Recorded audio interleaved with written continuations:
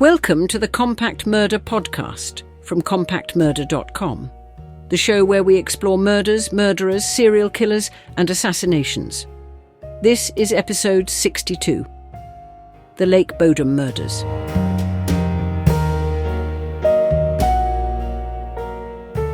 On a warm early summer weekend in 1960, 4 teenagers from the Helsinki area did what teenagers everywhere have done for as long as tents have existed. They went camping, half for the adventure and half for the freedom of being away from adults.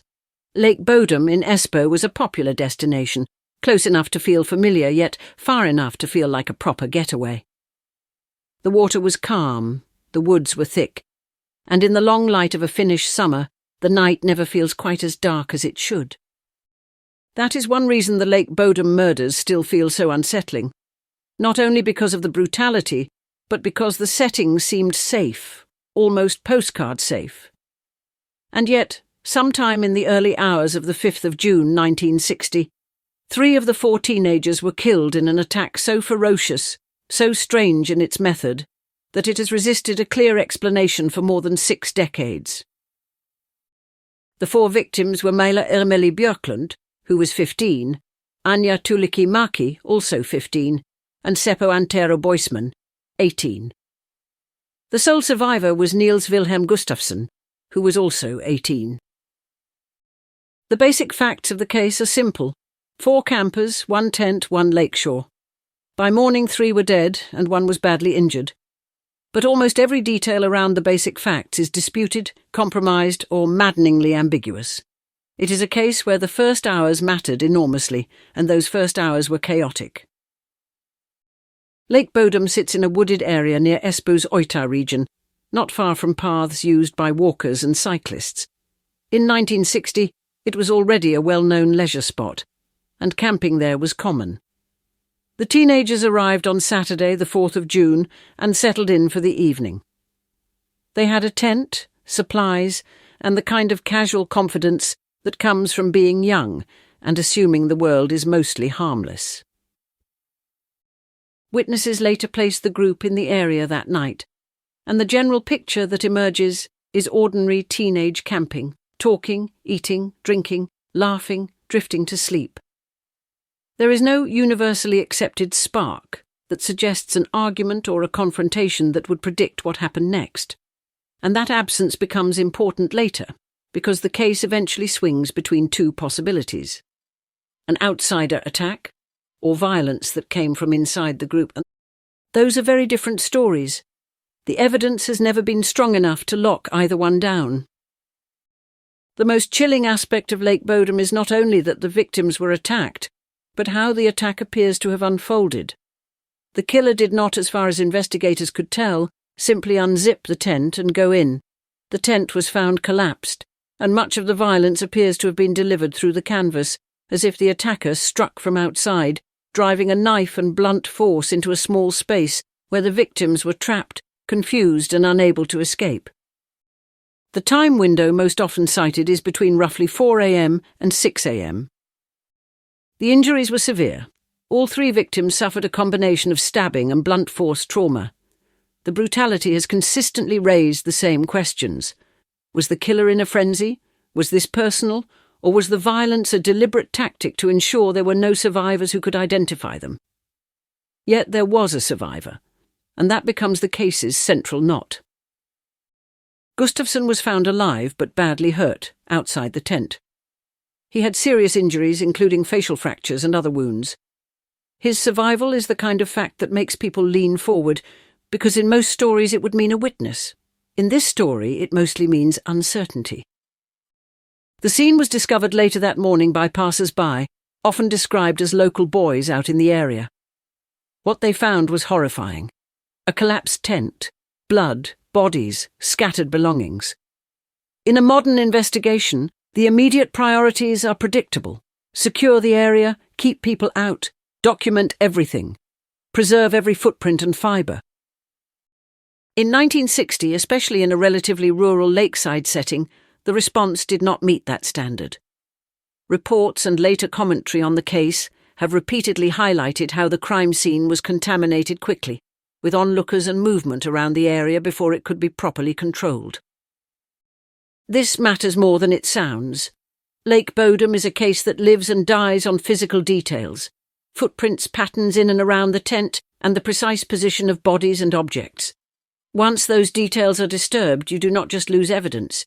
You lose the ability to know which evidence belonged to the killer and which belonged to curious humans doing what humans always do, gathering around something terrible.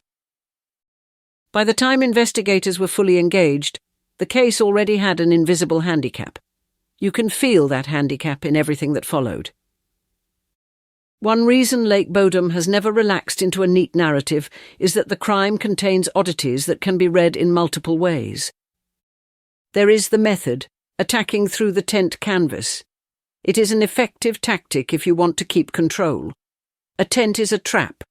If the attacker collapsed it or pinned it, the victims could be struck without a clear line of sight.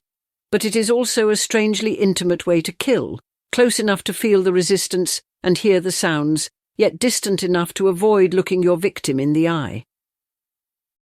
There is the issue of belongings. In many retellings, valuables were not obviously taken, or not taken in a way that makes robbery feel like the primary motive. That does not mean theft was not involved, but it does weaken the most straightforward explanation. Random robbers stumble on a tent, attack, and loot. If robbery was the motive, it was either secondary, sloppy, or interrupted. There is also the survivor's position and condition. Gustafsson's injuries were real and serious, yet his being alive creates the question that never goes away. Was he spared intentionally? Was he left for dead, or was he involved?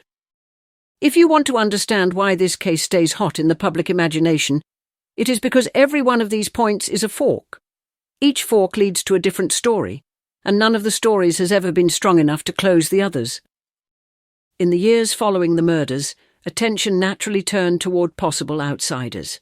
Lake Bodom was accessible, and the idea of a stranger stalking campers fits the raw fear the case produced. Finland is often associated with low crime and high trust, and cases like this cut against that identity, which makes them feel even more psychologically disruptive. Several people have been discussed over the decades as potential suspects. One figure that repeatedly appears in coverage is a local man often described as hostile towards campers, sometimes referred to in popular accounts as a kiosk-related suspect, with allegations of aggressive behaviour and even drunken statements. The reliability of these claims varies by source, and they never matured into charges. The outsider theory remains attractive because it explains the tent attack method well. An unknown assailant approaches, collapses or attacks through the canvas, then disappears into the woods. It also fits the absence of any clearly documented argument among the campers. If this were an outside attack, it could have been opportunistic, targeted, or motivated by a kind of rage that does not require a personal history. But the outsider theory also suffers from the same problem as most stranger kill hypotheses. Without strong forensic evidence, it becomes a story of someone, somewhere, which is not a suspect. It is a mood. And moods do not get convicted. Over time, suspicion increasingly drifted toward the sole survivor. This is not unique to Lake Bodom. In many cases with a single survivor, especially when memory is unclear, public suspicion gravitates toward them. It is a psychological reflex. If you were there and you lived, you must know something, and if you do not know something, maybe you are hiding it. Gustafsson's account was limited. He had been severely injured and reported little clear memory of the attack. That left investigators and the public trying to interpret physical evidence through a fog, which is a perfect recipe for decades of argument.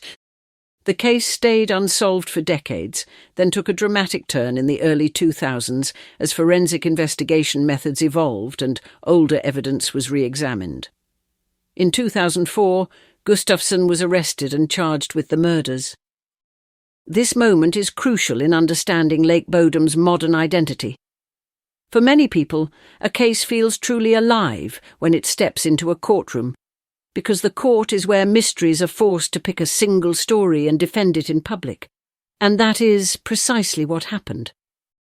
The prosecution's theory, in broad strokes, was that the murders stemmed from conflict within the group, sometimes framed in the media as a jealous rage scenario, and that Gustafsson either attacked the others and staged the scene, or that the scene's pattern of injuries and blood evidence pointed back toward him rather than an unknown outsider. The defence pushed back hard, emphasising the weaknesses created by the original investigation, the contamination of the crime scene, the sheer time gap, and the practical difficulty of the prosecution's narrative. One of the most intuitive defence points is simple. Gustafsson's injuries were severe, and the defence argued they were inconsistent with him being the attacker. In 2005, the court acquitted Gustafsson. The verdict reflected the core truth of the case. The evidence did not reach the standard required to convict, especially with so many early investigative failures and so many decades of degradation and uncertainty. Gustafsson received compensation following the acquittal. The acquittal did not solve Lake Bodom. It did the opposite. It crystallised the case into its modern form, a mystery that had tried, briefly, to become a closed story, and failed. So why does the crime remain unsolved? Plenty of crimes are unsolved because nobody cares enough, or because resources run out, or because the victims were not considered important. Lake Bodom is not that. This case has been investigated, reinvestigated, written about, argued over and revisited in multiple waves of attention. It remains unsolved for several reasons that compound each other.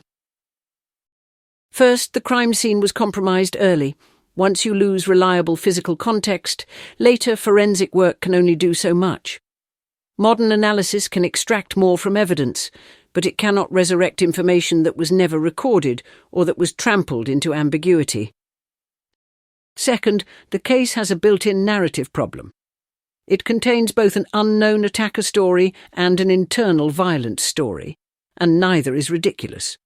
Both can be made to fit certain facts, and both struggle with other facts. This makes the case endlessly discussable and deeply difficult to conclude. Third, time is a killer of certainty. Witnesses die, memories change, physical evidence degrades.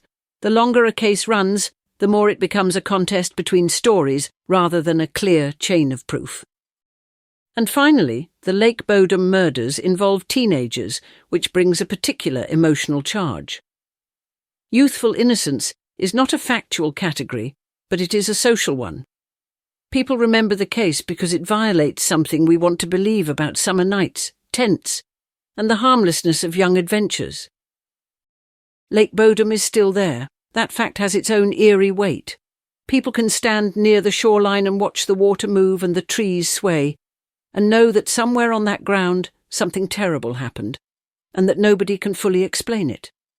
Places like that become magnets for narrative. They turn into symbols, not just locations. The Lake Bodom murders have also seeped into culture, inspiring books, documentaries, and retellings that keep the case alive and keep reshaping it. Each retelling adds emphasis to different details, which can make the public version of the case drift away from the hard evidence, but it also reflects a real need, the human need for stories to end cleanly. Lake Bodom refuses to do that. So what most likely happened? Any honest answer has to start with a limitation. We do not know. The perpetrator has never been definitively identified, and the trial did not deliver a resolution. What we can say is that the attack appears to have occurred while the teenagers were in or near the tent in the early morning hours, with stabbing and blunt force trauma involved, and that Gustafsson survived with serious injuries. Beyond that, the case splits. If it were an outsider, then the killer was confident enough to attack a group, brutal enough to continue the violence past any functional purpose, and lucky enough to vanish before being reliably observed. If it were internal, then it would require an explanation for the method, the pattern of injuries, and the survivor's own condition that remains persuasive, even under sceptical scrutiny. The trouble is that both explanations require a leap somewhere, and Lake Bodom, as a case, seems built out of those leaps. The Lake Bodom murders endure because they strike multiple nerves at once. There is the primal fear of being attacked while asleep. The feeling that the tent canvas, that thin barrier, is not protection at all, but vulnerability. There is the terror of an unknown attacker, but also the unease of the alternative, that the danger could have been inside the circle of friends. There is the fact that the case came close to a legal ending, then slipped away again. And then there is the most straightforward fact of all.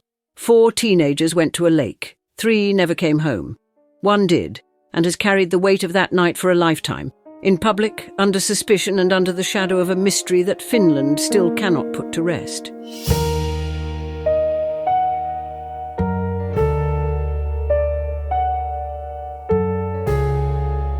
I hope you enjoyed that episode of the Compact Murder Podcast from compacthistories.com. If you did, why not leave us a review wherever you get your podcasts? And while you're there, don't forget to subscribe so you don't miss any future episodes.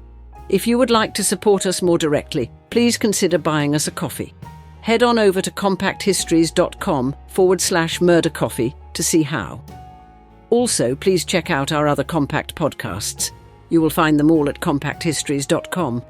Thanks for listening. I'll see you next time.